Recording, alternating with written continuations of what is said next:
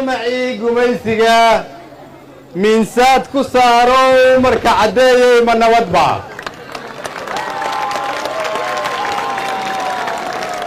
dhulkii beeraha badnaayo mooskiiyo bambeelmada lagu manaystayey marka caddeeyey ma nabadba magaaladii dalxiiskiiyo masnooyinkii lagu xaay marka caddeeyey ma nabadba dadku muruqa maaliyo xalaal miiradka ahaayow marka caddeeyey ma nabadba muddo dheer mismaan arag reer marka caddeeyey ma nabadba waxaan u mahad celinayaa ciidamada xoogga dalka Soomaaliyeed iyo ciidamada AMISOM oo soo celiyay sharafta iyo karaamada ummadda Soomaaliyeed waxaan aaminsanahay in cidna cabsiin karta aanay jirin cidna aanay ka baqayn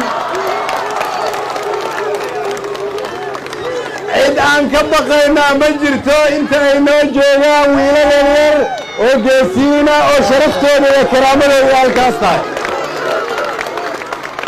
intay noo joogaan ciidamada xoogga dalka Soomaaliyeed ee geesiinta haddii ay qof aaminsan tahay in madaxda la cabsiin karo waqtigaas waa la soo dhaafay cadow iyo khawaarij ka baqmayna intaad idinku noo joogtaan shacabkeennaana farxad kula caweynayna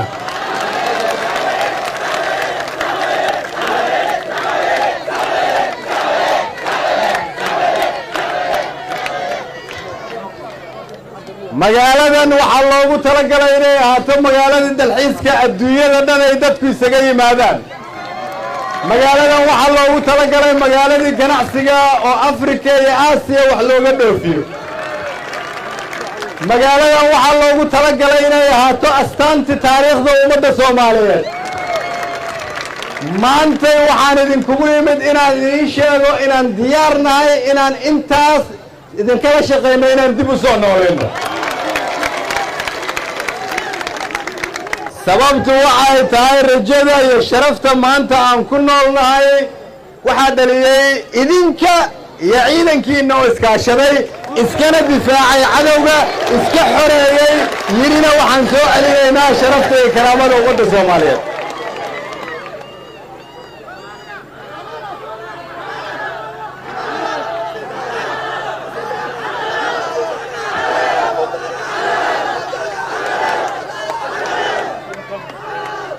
waxaan rabnaa inaan idiin sheegno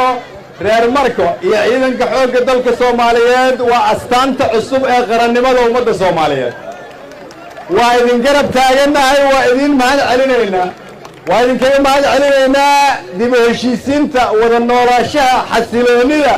aqbalaadda in la aqbalo in laga gudbo dhaqankii hore loo gudbo dhaqan cusub reer Marka hormuudka ah Markoy waa ku mahadsantihiin waxaan rabnaa dhammaan degmooyinka gobolka Shabeellada Hoose in cadowga laga xoreeyo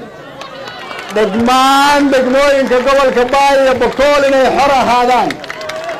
waxaan rabnaa reer Koonfur Galbeed inay noqdaan hormuudka dawladnimada iyo isku duubnida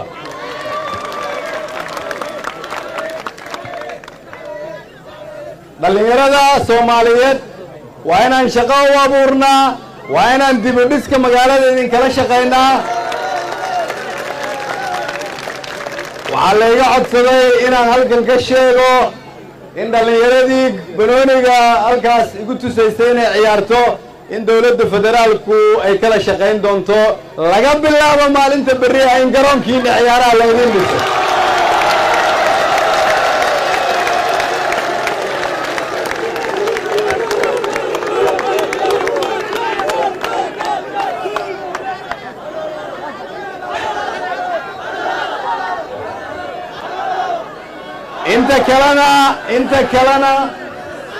inta kalena waxaan idinkala shaqayn doonaa baahiyada ay soo gudbiyaan maamulkiina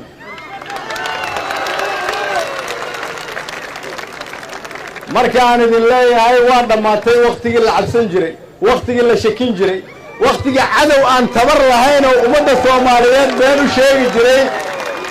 waqtigaas waa la soo dhaafay mana aqbalayno taariikhdaas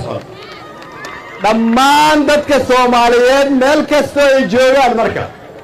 waxaan leenahay haddii reer Marko ay iska xoreeyaan cadawgii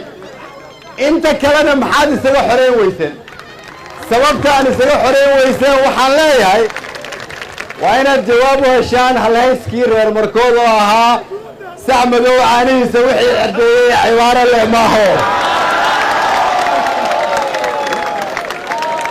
cibaaradaas jawaab u hela cadowgana iska xoreeya waa mahadsantihiin reer Marko waa idin jecelahay waa idinla taaganahay waa idin garab taaganahay waa mahadsantihiin